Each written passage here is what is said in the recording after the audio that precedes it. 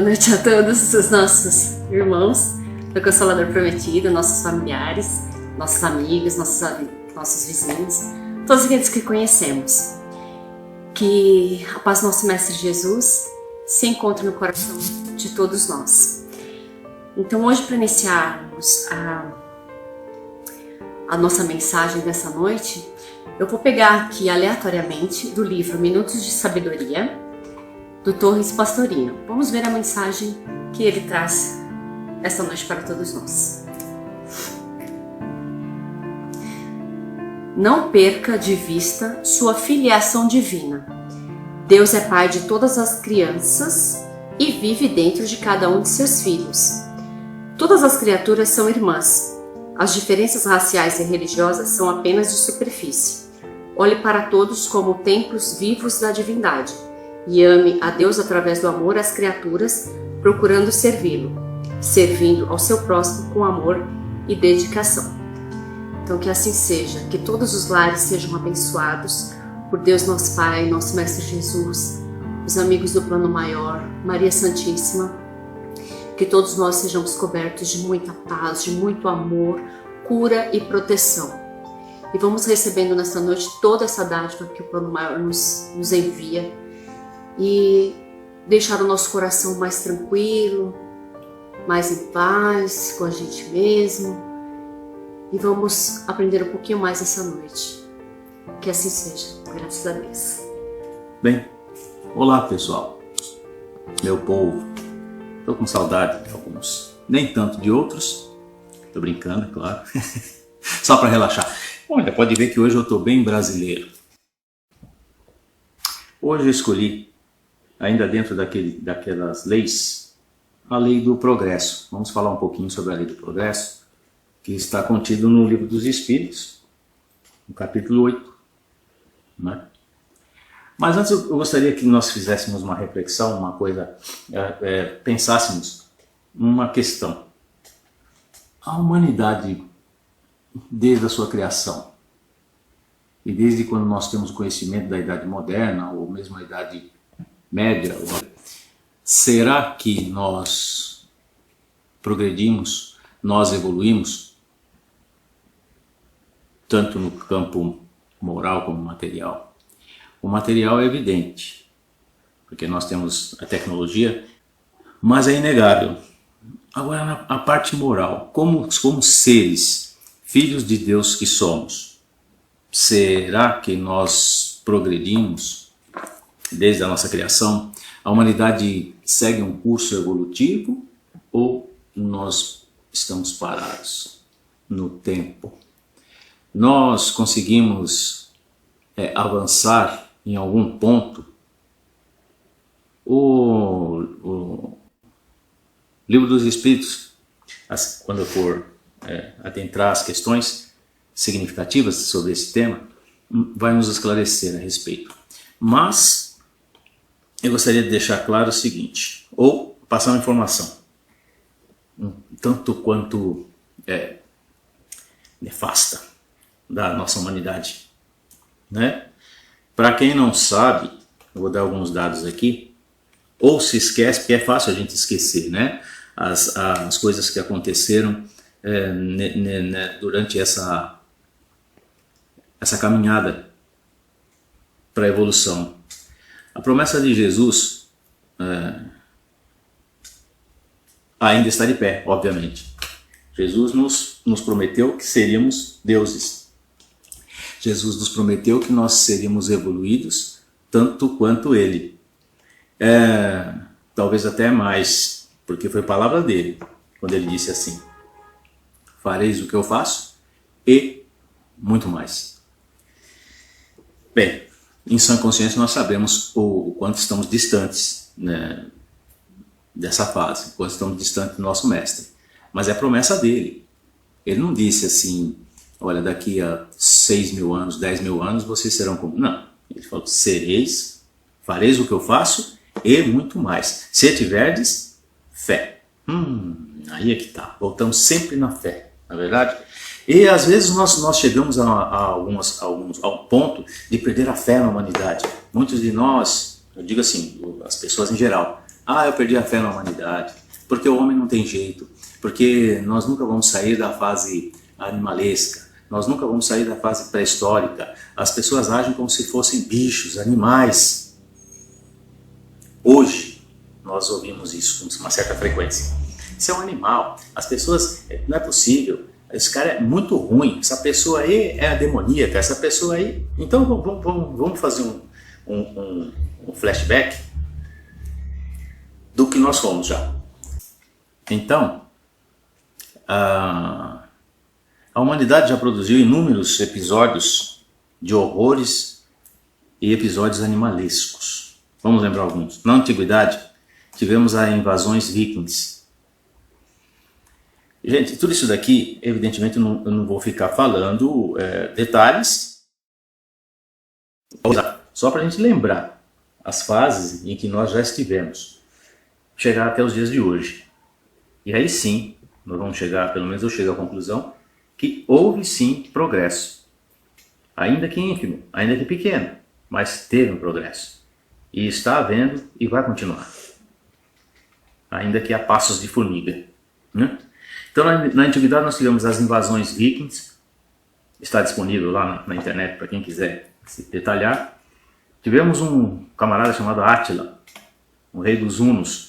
O Huno era um povo da antiguidade, e Átila recebeu o apelido, inclusive, de flagelo de Deus, para ver como ele era bonzinho.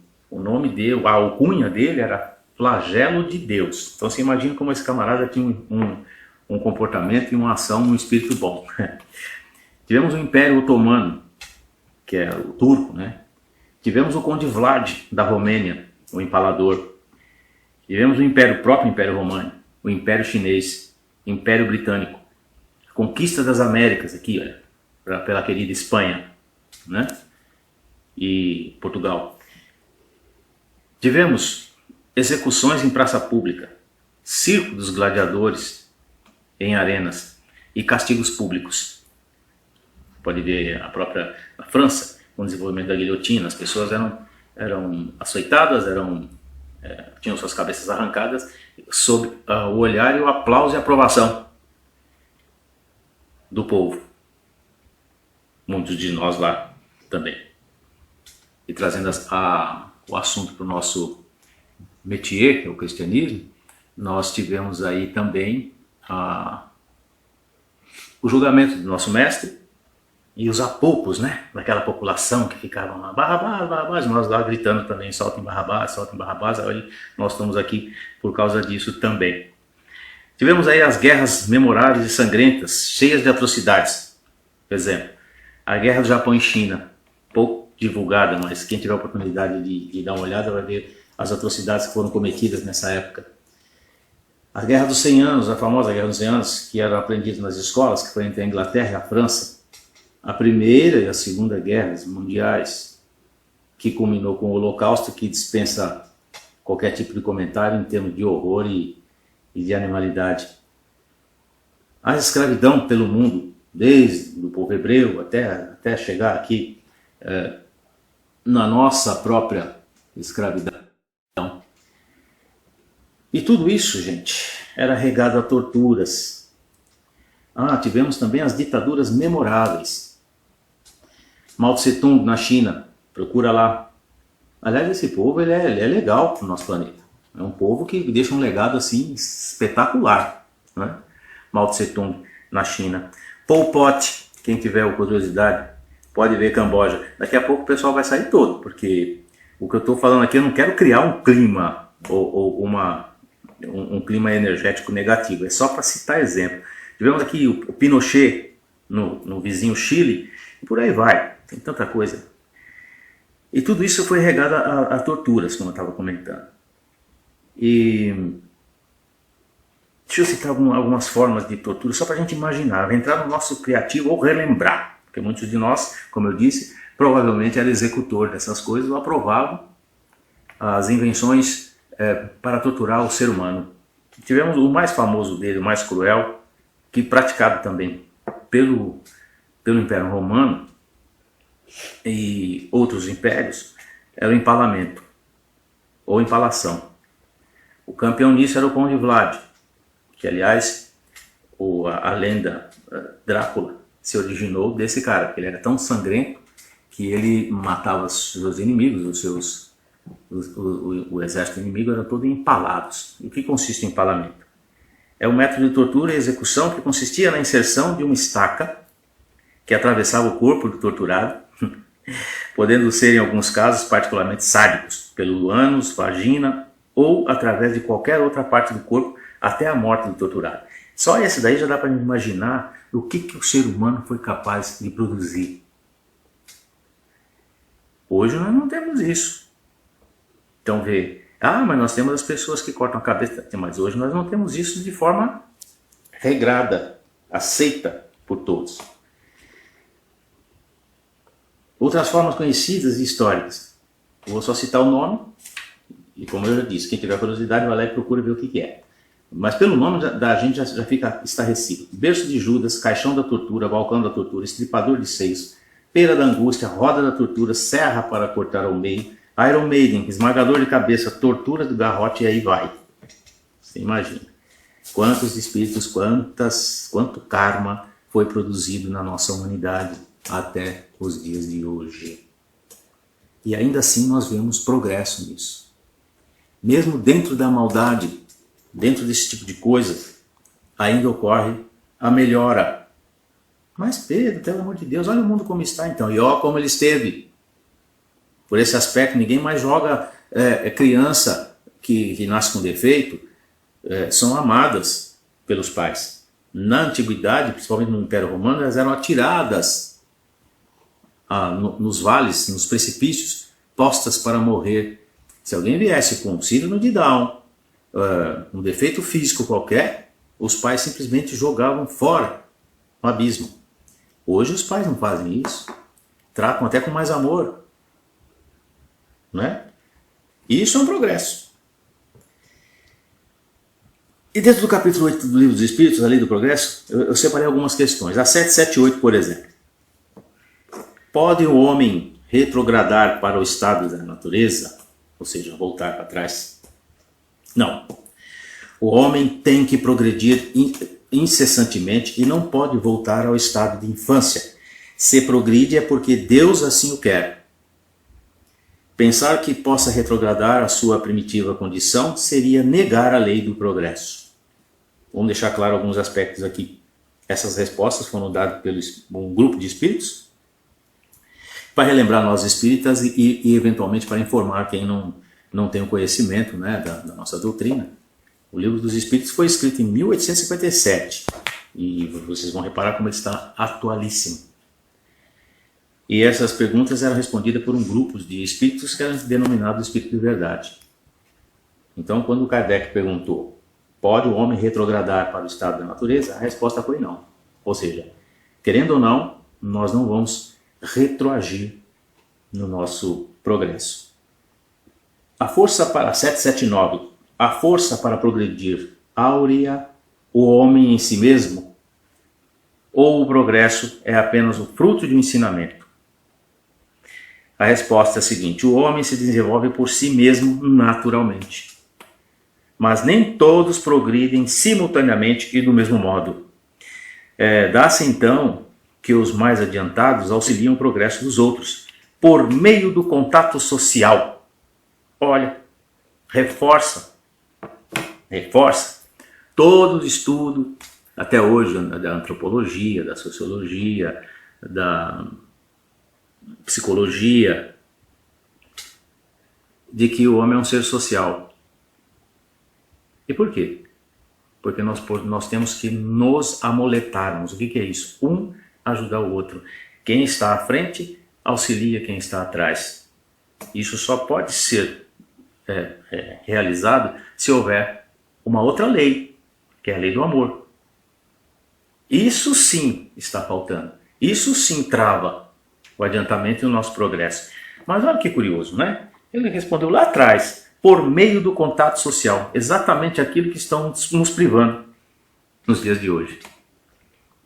Né? É momentâneo, já acaba. Uma importante, nós sabemos, a 785. Qual o maior obstáculo ao progresso?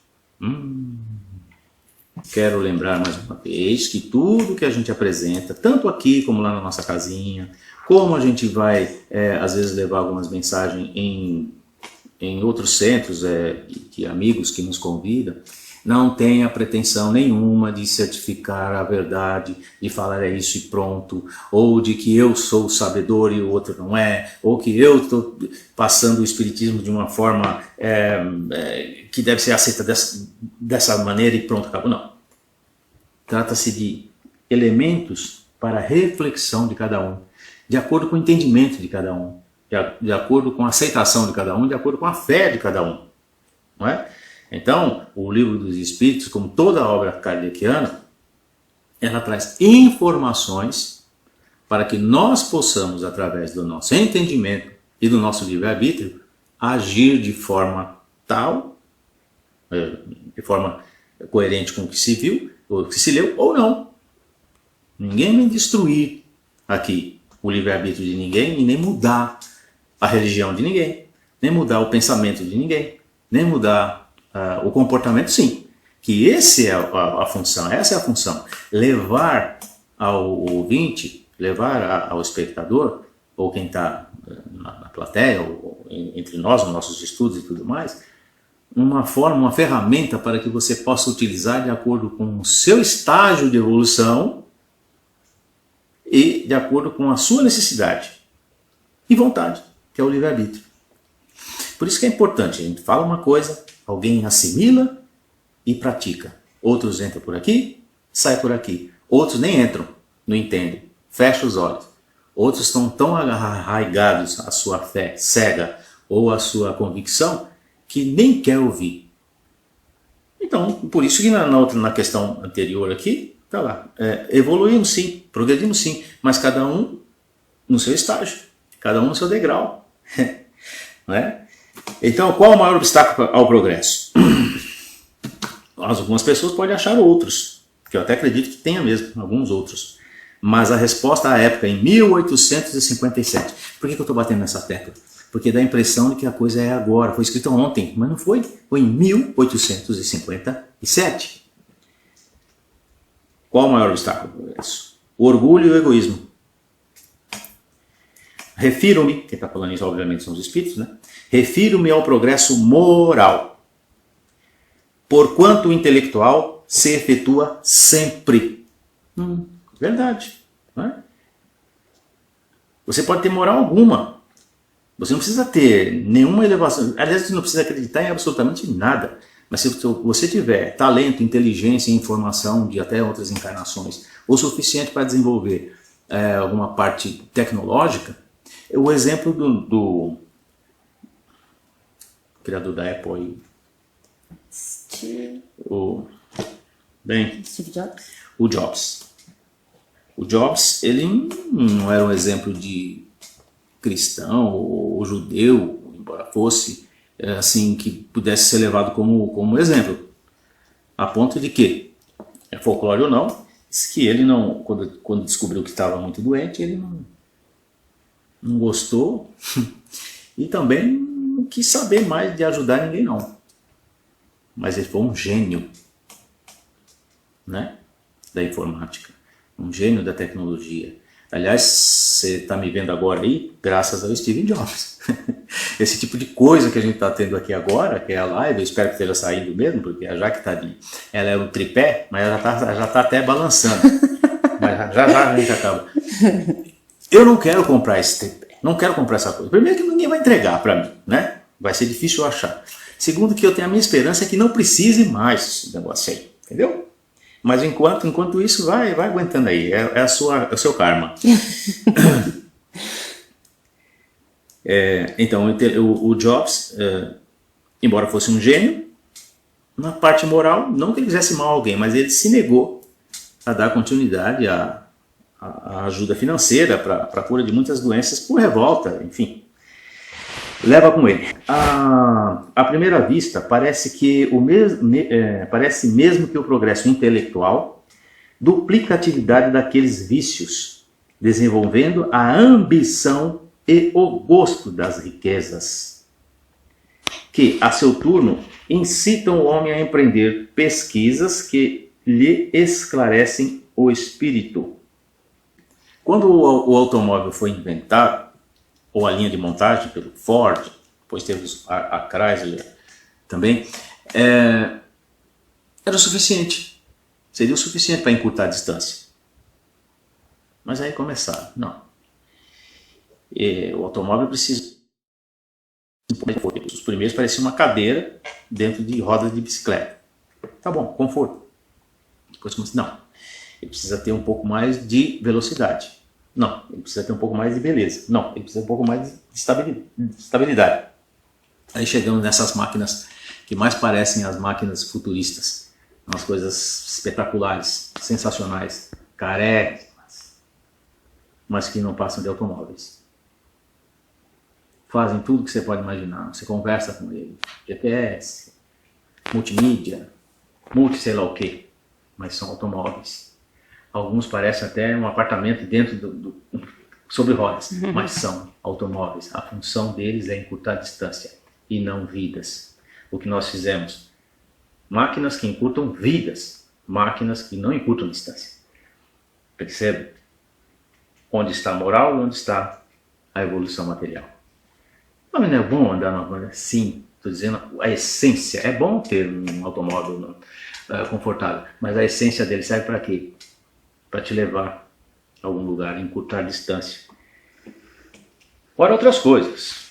Isso mesmo que ela está segurando aí, ele foi inventado para que a gente falasse com as pessoas. É um telefone móvel, aquele que não precisava carregar o fio, né? Por isso que é o telemóvel é chamado. E hoje ele faz o quê? Tudo isso e muito mais. Às vezes as pessoas nem usam mais para falar, não é verdade?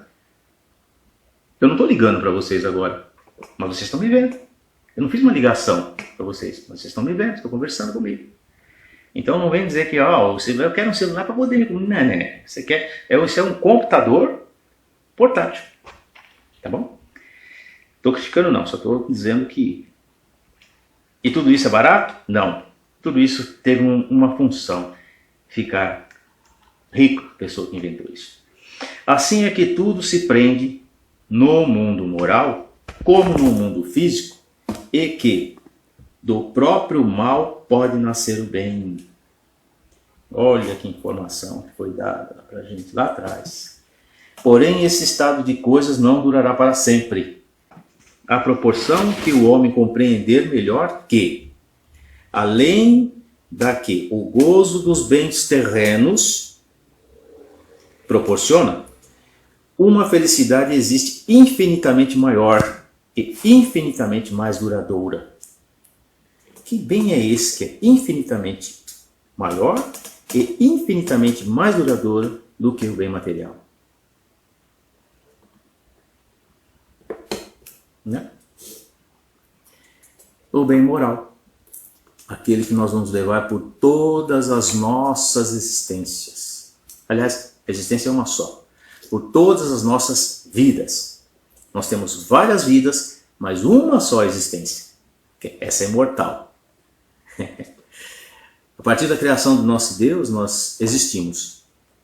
Agora, a vida, obviamente para quem crê na reencarnação, temos várias e sucessivas. E dentro dessas várias e sucessivas vidas é que se tem a noção exata do seu progresso ou não. No início da nossa conversa, eu citava lá os horrores, as atrocidades que a humanidade foram capazes de produzir e perpetuar durante os séculos. Muitos de nós, se não todos, com exceção dos capelinos, estivemos envolvidos de uma certa forma nesse tipo de coisa. E hoje, graças a Deus, muitos de nós também somos incapazes de fazer esse tipo de coisa. Nós não temos mais o estômago, né? Nós não temos mais aquele prazer em ver alguém sofrer. Mas pode ter certeza que já tivemos. Em açoites, as pessoas eram punidas. Olha, gente, para você ter uma ideia, em algumas sociedades, a pessoa devia, ele não pagava. Se ele não pagava, ele era açoitado. credor tinha direito de levá-lo à justiça e ele era açoitado em praça pública para quitar sua dívida. Já pensou se a moda pega hoje? Jesus, ia faltar tronco. Né? Falta tronco. O castigo físico era prática constante, era prática assim, normal. Era o recurso que se tinha. O santianismo pela força e pela tortura. Pode isso? Hoje nós trazemos a palavra, os nossos irmãos evangélicos e católicos atribuem à Bíblia a palavra de Deus, então eles levam a palavra de Deus às pessoas e não impõem mais pela espada, as cruzadas, a Santa Inquisição. Qual é a nossa arma hoje? Conversa, convencimento. Não tira sangue de ninguém. No máximo tira um pouco a paciência, quem não tem. Mas quem não tem paciência também, não está preparado para progredir. Porque ela é lenta. O progresso é lento, mas constante e contínuo. Tem um dito popular muito interessante, que é até um tropeção te leva para frente. Então nós temos que ter essa ideia. Não adianta eu querer ficar parado, isentão. Eu não faço nenhum bem nenhum mal, vou ficar aqui, eu isentão. Né? Para usar a linguagem moderna. Isentão é bom demais. O isentão, aquele que não quer saber de nada. Eu não estou nem no vermelho, nem no azul. Eu não quero nem saber de nada, eu odeio política, eu odeio isso, eu odeio religião, eu não discuto religião, nem futebol, nem nada. É o isentão. Ele é obrigado a ir para frente. Está aqui, é lei. Aí acontece alguma coisa na vida do isentão que obriga ele a tomar uma posição. Ele tem que ir para frente. Não há mal que perdure. Também não há situação que perdure.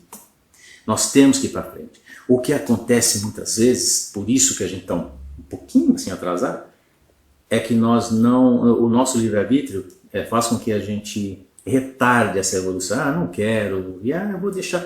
Gente, nós vemos irmãos espíritas falando isso sério, não é brincando não. Eu vou deixar para outra encarnação.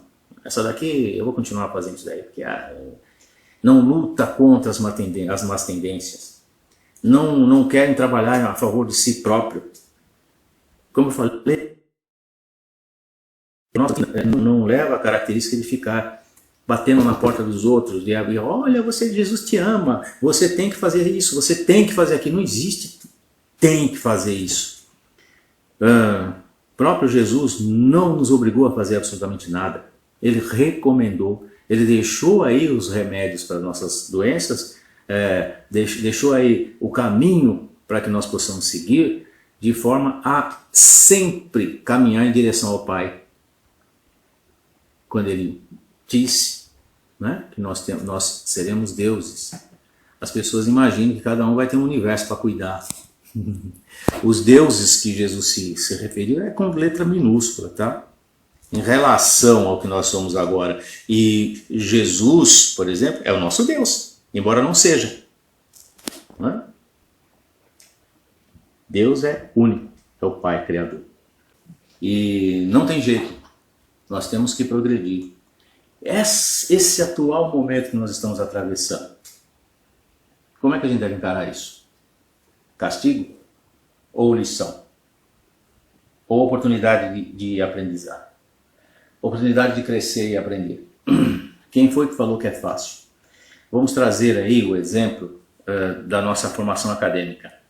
Quem gostava de fazer prova? Eu, pelo menos, não. Fui muito bem em todas. Graças a Deus, sempre fui bom aluno. Mas eu não gostava de fazer prova. Sabe por quê? A boca seca.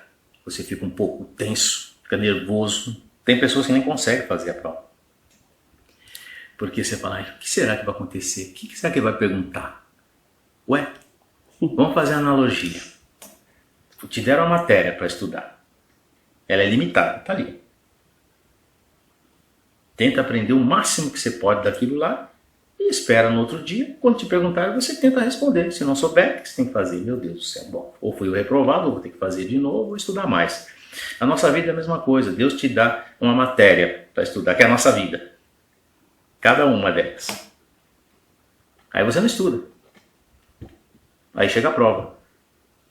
Você é reprovado. No caso da formação acadêmica, se você repetir de ano na escola, você tem que fazer tudo de novo. Algumas coisas você vai mais, não é mais ou menos assim? Fala, olha, eu fui reprovado em... Porque estava na minha cabeça aquela equação de segundo grau, aquela coisa cheia de número. Fui reprovado por causa daquilo.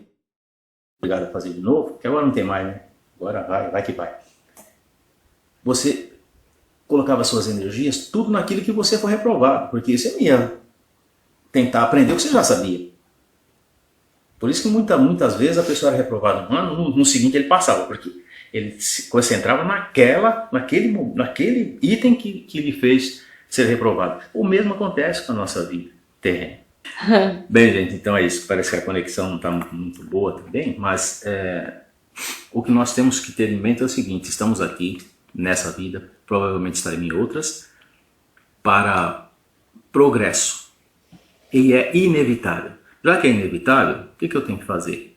Correr em direção a ele, tentar melhorar o mais rápido possível, mas não adianta não tem cola. Infelizmente a nossa vida não tem cola, não tem como colar. Eu vou ver o que o outro está fazendo e faço igual. Aí se ele passar, eu passo junto. Não adianta, porque Deus conhece o nosso íntimo, isso tem que ser de dentro, a reforma íntima. Por isso que se fala muito em reforma íntima.